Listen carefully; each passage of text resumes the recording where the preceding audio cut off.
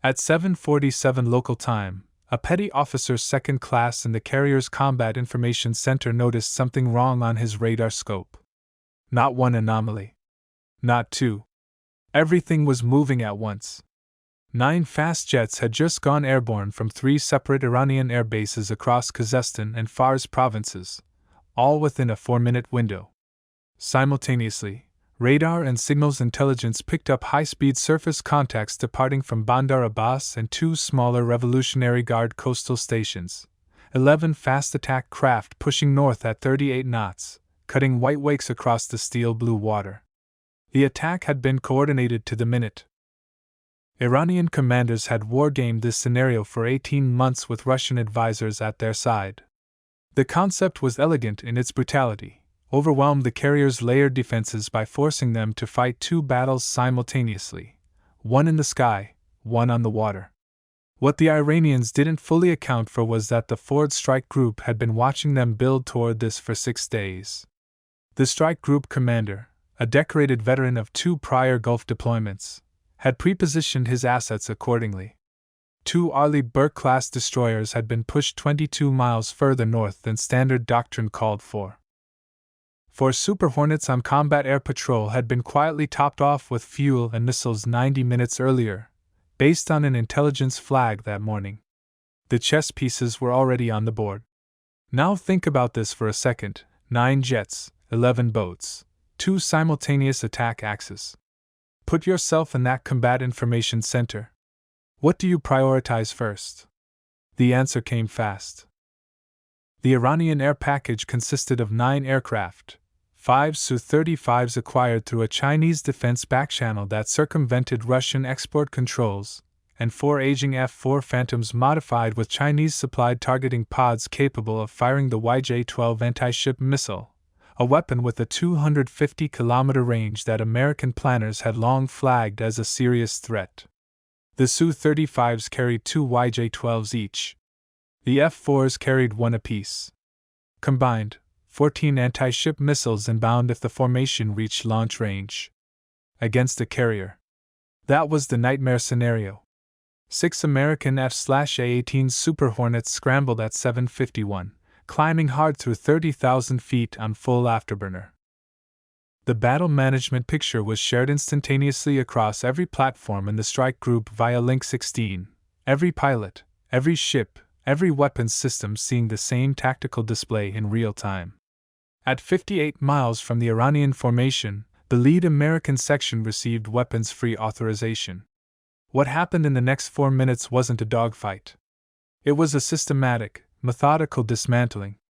The first pair of AIM-120D missiles left the lead Super Hornet traveling at Mach 4.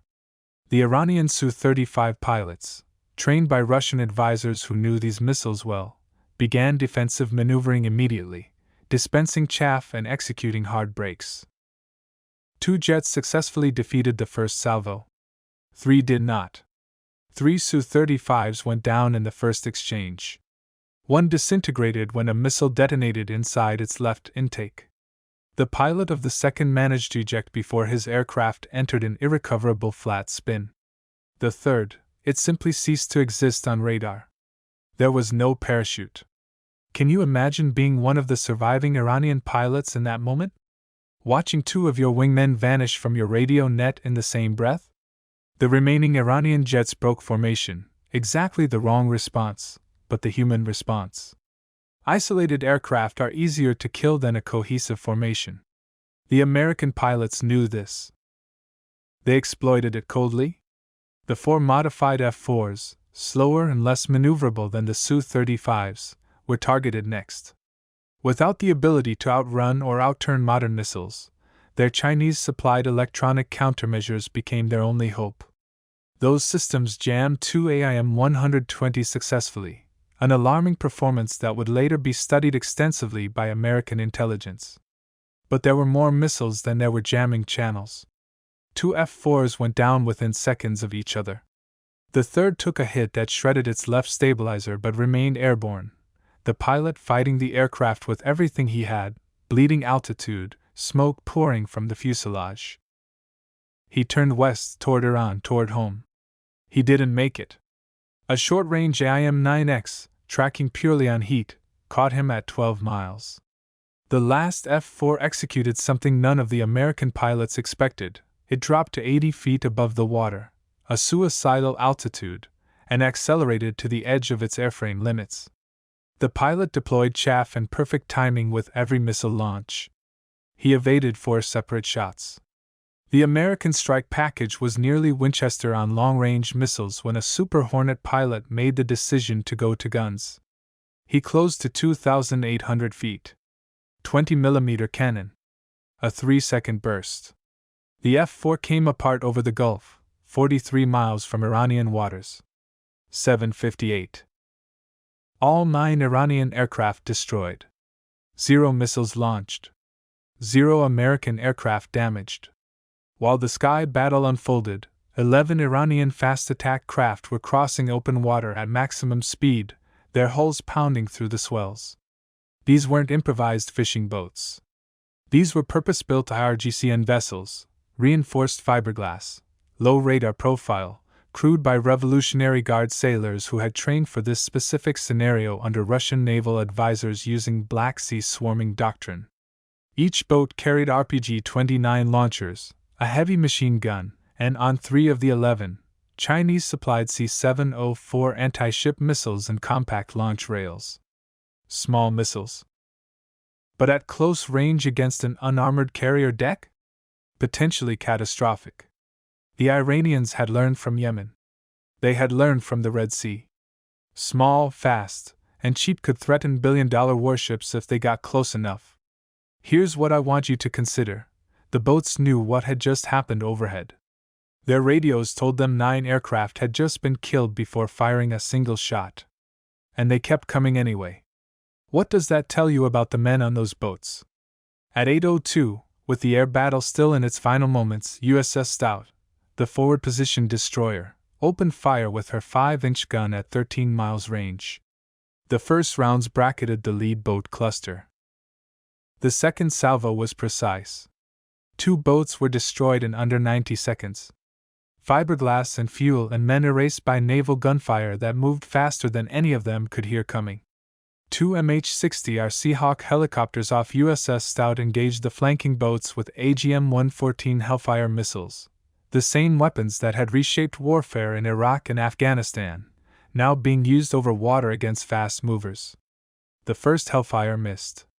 The second did not. A boat on the eastern flank vanished in a column of fire. The 3 boats equipped with C-704 missiles were the priority kill.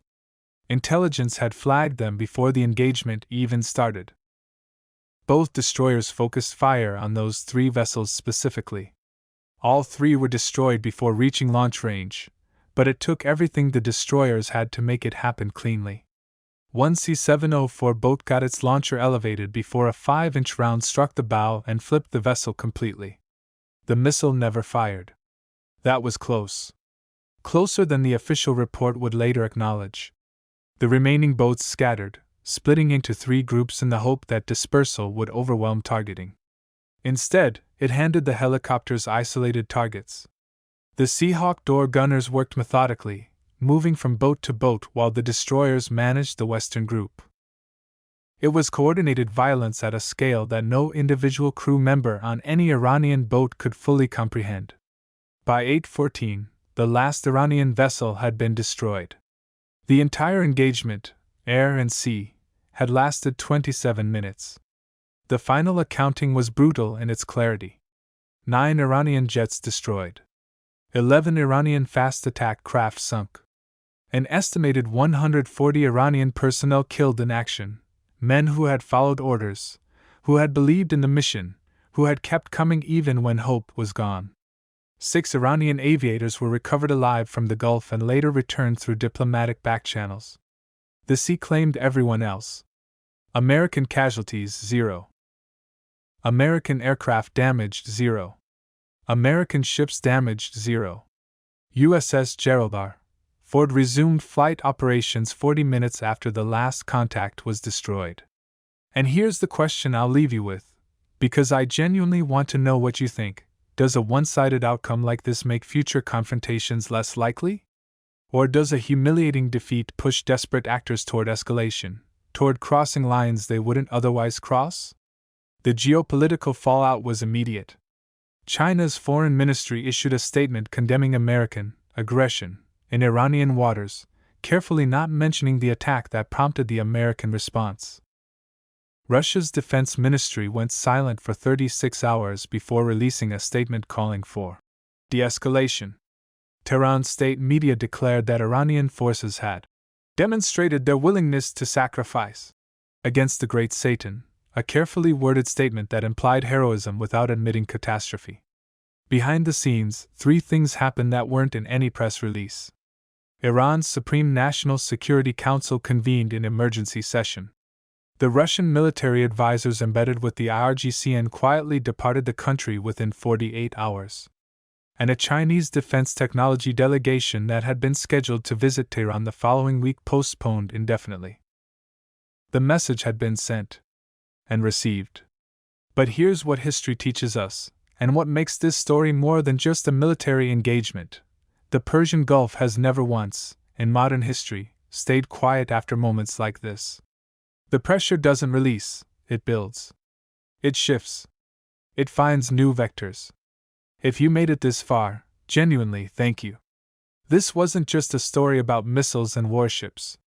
It was a story about what happens when great powers play proxy games with smaller nations' soldiers as the pieces. Drop your thoughts in the comments. Do you think this kind of confrontation is inevitable given current tensions in the region?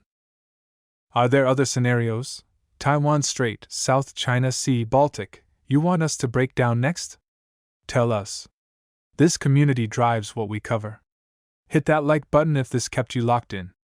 Share it with someone who follows geopolitics. And subscribe, because the world isn't slowing down, and neither are we.